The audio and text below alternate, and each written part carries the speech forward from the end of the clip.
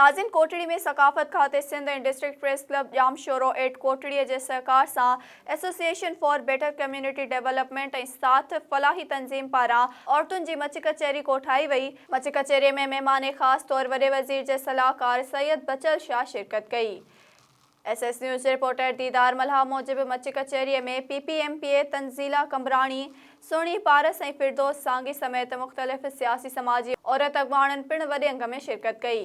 कोठायल मच कचहरी में सिंध के नाले वारन सुघड़न अली अकबर उदासी, खाम हुसैन मंगलो, हलीम चांडियो, फनकार अली गुल मल्हा, शौकत फ़कीर और हामिद सूफ़ी समेत बेन नाले वारन फनकारन फन जो मुजाहरो कयो और खूब दाद वसूल कयो।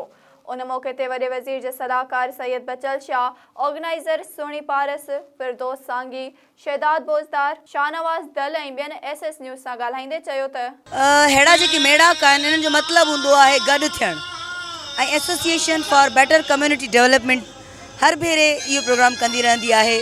औरतुनि जी मच कचहरी ही चौथी मच कचहरी आहे जेका सकाफ़त खाते ऐं साथ फलाही तंजीम जे सहकार सां थी रही आहे। माशाल्लाह ज़बरदस्त तकरीबा सब औरतूं आहिनि माशाल्लाह इन में कोटड़ी में थी रहियो आहे ऐं मां बि हिते औरत थी आयो आहियां। मासी चपरा उहो किरदारु कंदुमि हिते। मच कचहरी आहे, सुहिणी पारस साहिबा घुरायो आहे प्रोग्राम में ऐं तमामु ख़ुशी थींदी आहे जिते असांजूं न्याणियूं औरतूं गॾु थींदियूं आहिनि उनखे बि ज़ाहिर आहे ख़ुशी मिले। माशाल्लाह तमामु बहितरीन तकरीब आहे ऐं मर्दनि जूं मच कचहरियूं त थींदियूं आहिनि पर इहा चौथी मच कचहरी आहे जेका औरतुनि जी थी आहे।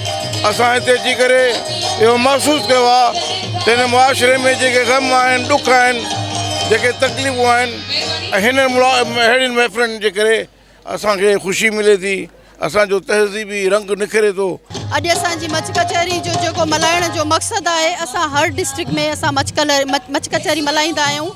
मक़सदु इहो आहे त हर डिस्ट्रिक्ट जूं जेके असांजूं ख़वातीन आहिनि उन्हनि खे असां अवेयरनेस आहे पर अवेयर कयूं त असांजी जेका सिंधी सकाफ़त जी असांजी मच कचहरी आहे न रुगो मर्दनि जी आहे पर औरतूं बि मच कचहरी में पंहिंजो हिसो वठी सघनि थियूं, वेही सघनि थियूं। जीअं तव्हां ॾिसो मच कचहरी ते कोटड़ी में प्रेस क्लब में असां मुनक़िद कई आहे। उहो उन लाइ त कोटड़ी में मुंहिंजे ख़्याल में कॾहिं बि मच कचहरी न थी आहे। इहो असांजो कल्चर आहे, सकाफ़त आहे। मर्द त अक्सर जेके आहिनि कल्चर डे में वञनि था, उन्हनि जे लाइ तफ़रीक़ आयल आहिनि। जीअं औरतूं आहिनि उहे पंहिंजे घरनि में ई महदूद आहिनि रुॻी कमकार में, त उन हिसाब सां असां इहे जेका आहे सो मच कचहरी रखीसीं। ये प्रोग्राम जेके आहिनि इहे तमामु घणा थियणु घुरिजनि। हींअर उहो ई तव्हांखे ख़बर आहे महांगाई, बुख, बदहाली, त इहो जेको आहे सो ॾुखनि में माण्हू आहिनि।